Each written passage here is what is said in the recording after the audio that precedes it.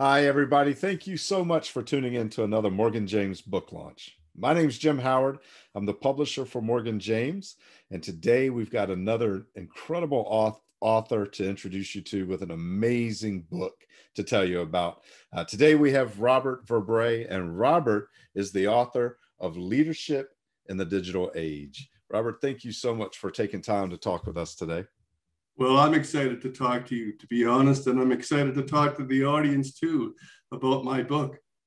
Yeah, I'm excited as well. You know, this book, I think, is it's been very interesting to see the messages that were started months and months and months and months ago now coming out in such a timely fashion. What does leadership in the digital age mean to you? Well, thank you. That's a great question and a great starting place. And you know, leadership in the digital age, I have to start by saying to you that leadership is like a deep pool. There's a lot of books out there on leadership. Anyway, my background was I was a police officer for 35 years, and I recognized that there was a bit of a deficiency in learning leadership skills.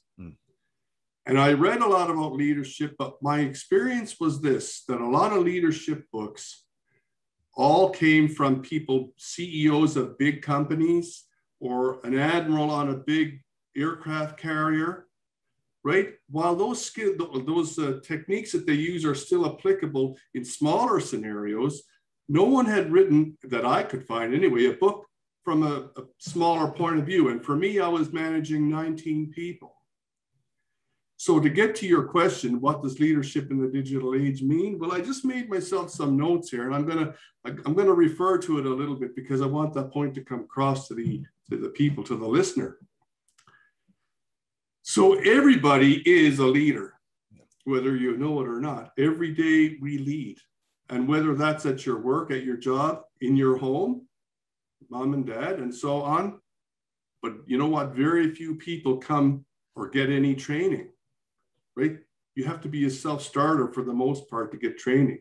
So like if you have children, you understand that they don't come with a manual. You need to be a leader, right? Yeah, absolutely. Anyway, here's a couple of scenarios I want to just ask the listener. I wonder if these describe you. You feel like you have to tell everybody what to do. Like that's command and control. That's military-like, police-like. No one likes to be told what to do. There's friction in your home or in your workplace, right? Anybody experiencing that? Sure. How about pushback from employees or your family members or your children? Wow. Wow. Difficult or unmanageable people. Well, I had a difficult one yesterday. Sure, there's going to be more yet. Yeah. Lack of vision or purpose. That's another big one. You know, that's a huge piece of the puzzle. Lack of goals. Yeah. And here's one that I think a lot of people struggle with. It was a big one for me in my job. Unable to delegate.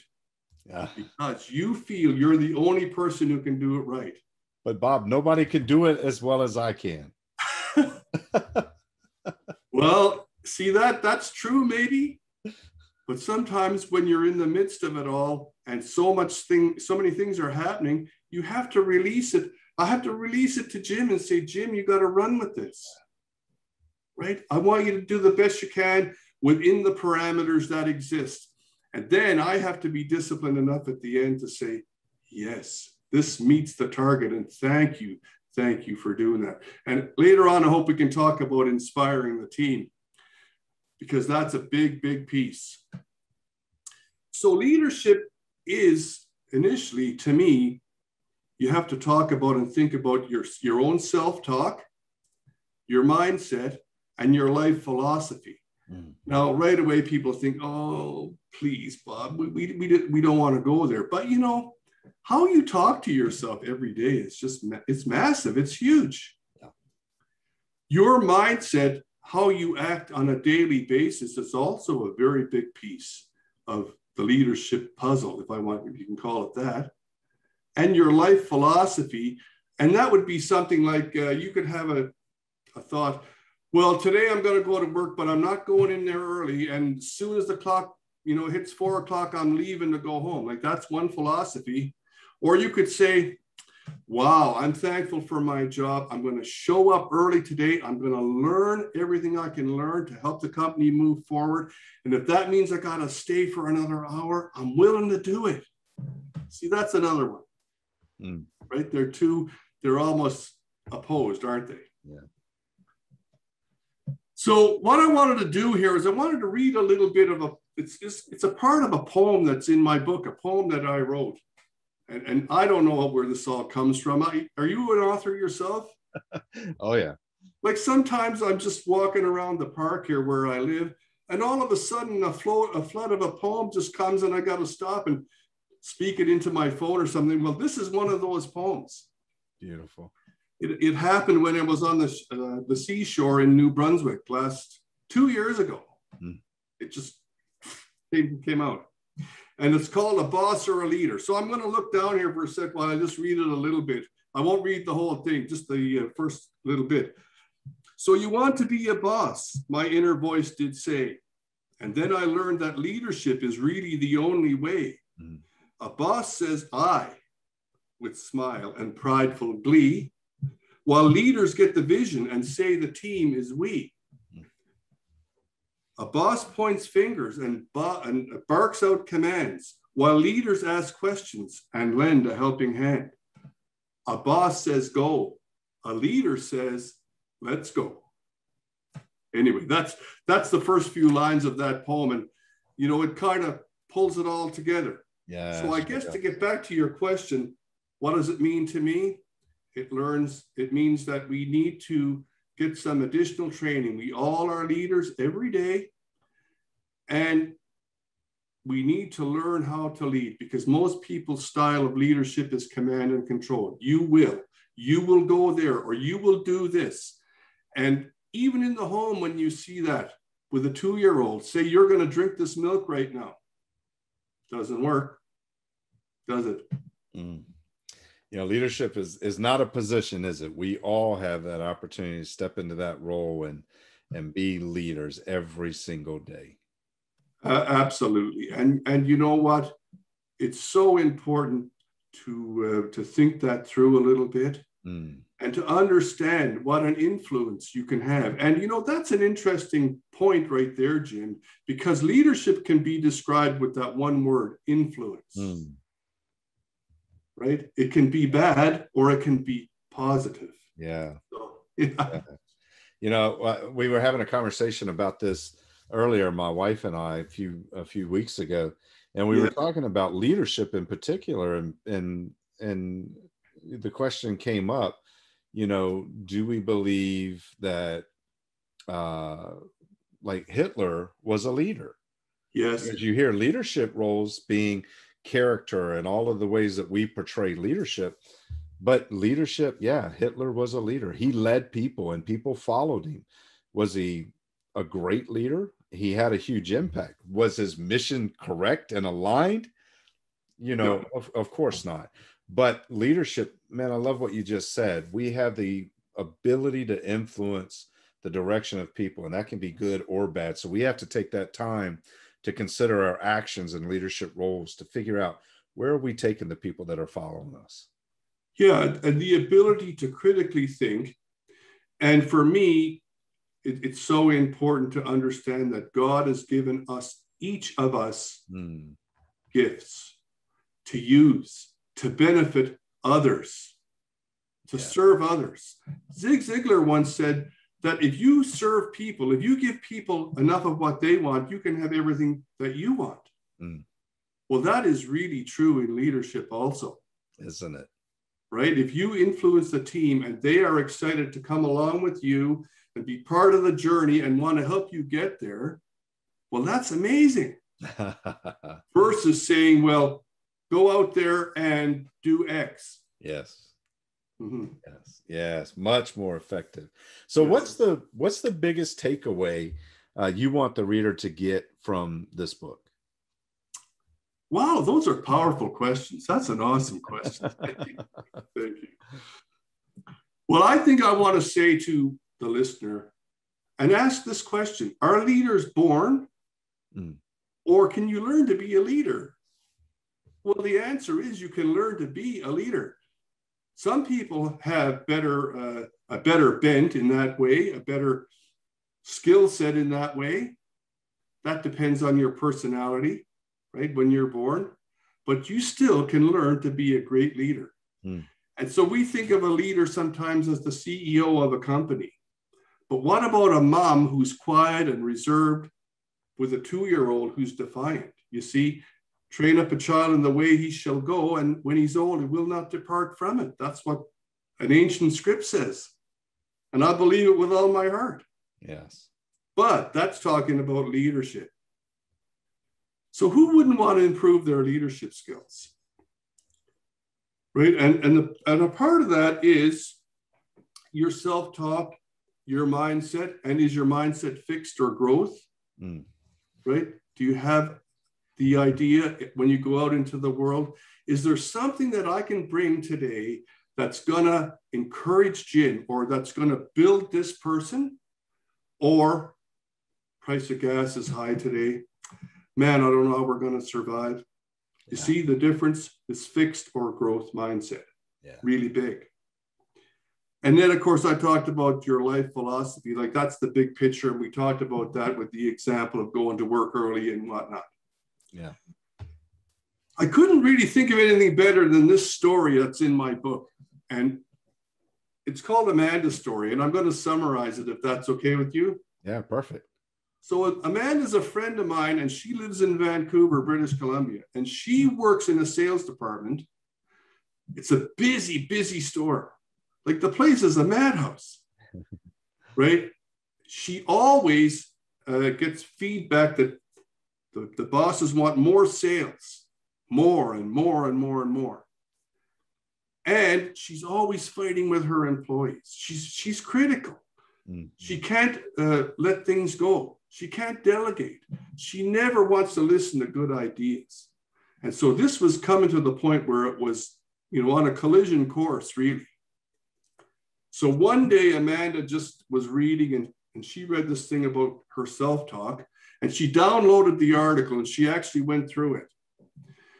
And so she decided that she was going to follow it through and write out her self-talk on a daily basis, something like a journal.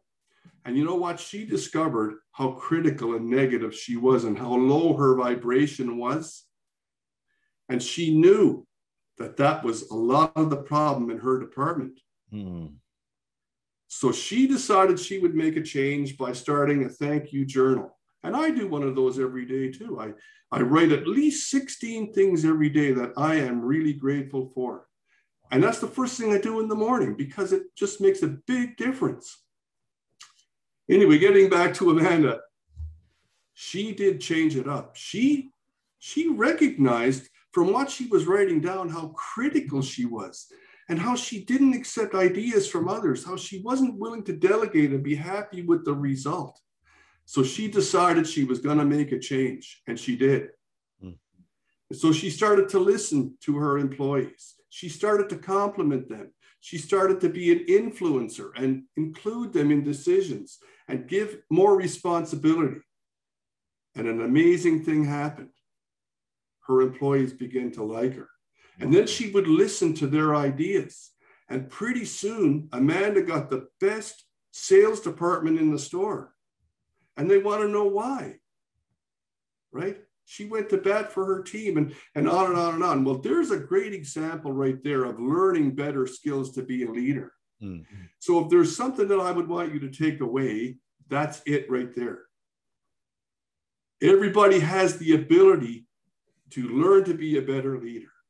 To learn to take that forward into the world and contribute and, make the world a better place, because I think for most of us, that's what we want. And that's universal. That doesn't matter if you live in America, if you live in Canada or Britain or Australia, that's universal. Yeah, absolutely. And, your book spells that out so clearly. It's so easy to read and apply. And I think that that's the important piece, is to be able to read this and make it personal so that you can make the changes in your life that you need to make. And I really appreciate that. You mentioned a couple of times over the last little bit of conversation here about, getting to that idea of making sure you're coming together as a team and thinking about the team first and not just to do it, but the pulling together. So in your experience, what was the one thing that led you to better inspire your team? Well, that's a good question too. And that answer is broad too. And I'm going to have to compartmentalize it a little bit, I guess, because influencing the team and including the team in decisions so that they want to be part of the journey to take you to where you want to go. And that encompasses vision and goals and all those things too. But that's what people are asking for today. And so here's an interesting piece. And I may have talked about this earlier. I can't forget now. You know what? I got a good memory, but it's short sometimes. Anyway,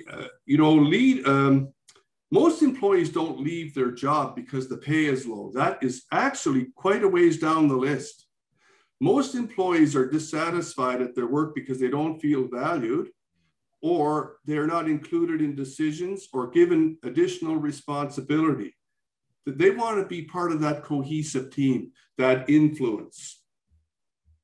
And so that is something that I would want people to take away from my book. And you know what? Again, there's a story in my book which I'm going to summarize for you. And it's about a friend of mine. He's a high school principal, and he's a great guy. Everybody loves Tim. He's a really good guy, but so do his employees. Now, Tim is not perfect either, because Tim has his baggage just like the rest of us do. But here's what happened.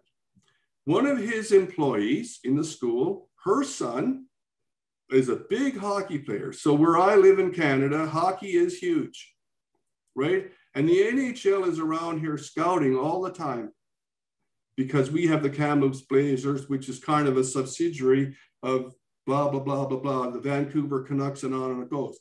Anyhow, Tim found out that she was going to the arena with her husband. And on this particular day, her son was going to be judged by the scouts. Wow. So Tim went to all the employees in the school and he talked to them about it. And he said, hey, let's surprise her by all showing up there and being a support. And Tim's employees loved him so much, they all showed up at the arena. Now, can you imagine what that said to that lady and her husband? Right? They just love the guy. They go to war with him. And what is it that Tim does different than so many others? Well, he takes the time to know about little things like that, that her son was being chosen maybe today by the NHL. And so he's an influencer, big time, right? He works hard at it. Just a little while ago, I know this to be an absolute fact, that he let it slip that he was going to retire. And you know what? That same day, the school superintendent came to the school and said, Tim, what can we do to keep you here? Like, what do we need? See, leaders like that are people that we need. They make the world a better place. Again, it's a universal piece. It doesn't matter. So if I wanted you to take something from my book, that would be the one piece. How can you influence your team and inspire them to do better? Wow. Yeah. Beautiful. Beautiful.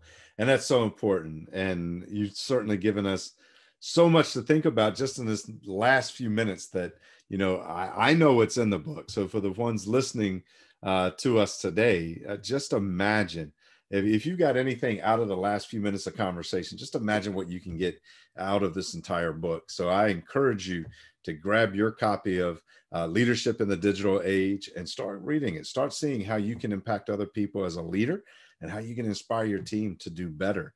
So Bob, if people are watching this today, I know we're going to have some people who want to connect with you and find out more. What's the best way for them to connect with you, and where can they go to find out more? Well, interesting you asked that, because I've just started my website, my book website. It's called www. I guess that's on all websites, isn't it? Yeah. Leadershipinthedigitalagebook.com. So it's the title of the book with book on the end, Leadership in the Digital Age, book.com. And you can contact me directly. I'll send Jim my email address, but I'll have a support link on there. Currently, the book hasn't come out yet. It's available as an ebook, and you can go and get it and look at it on Amazon and Barnes and Noble, and there's other sites also. So it's going to be released on August 10th, and I'm excited about that. I'm really excited. And I'm thankful for the people at Morgan James too. Like, it's been a real learning thing. It's been really a great journey. I'm excited. Well, we're excited as well. And as Bob said, the book is available August 10th. So you can make sure to get your copy. It's available for pre-order now, and it's available in ebook format. So don't hesitate. If you want that copy of the book and start reading through all of what Bob's put in there about leadership in the digital age, you can get that right now. So, Bob, thank you for taking the time to talk with us today, and more importantly, for sharing your experience and your advice on how to become a better leader. Well, it's been my privilege and my honor to do that too. And I hope you can see that the passion that I have for doing that, because you know what, it's so important. Many, many people are just standing back when they have the gift of leadership. And we all know today, wherever you live, we need leaders in the world. Yeah. We have a lack of quality leaders. And it starts right here. What's that? It starts right here. Right here. Absolutely. That's so true. Yeah. Oh, beautiful. Well, thank you, Bob, for taking the time today. And thank you guys for watching. I hope you've enjoyed this. And I hope, more importantly, that you take advantage of this book, the message behind it, and everything that Bob's got going on around the book. So thank you for tuning in today, and we hope to see you on our next one. Thanks again, Jim.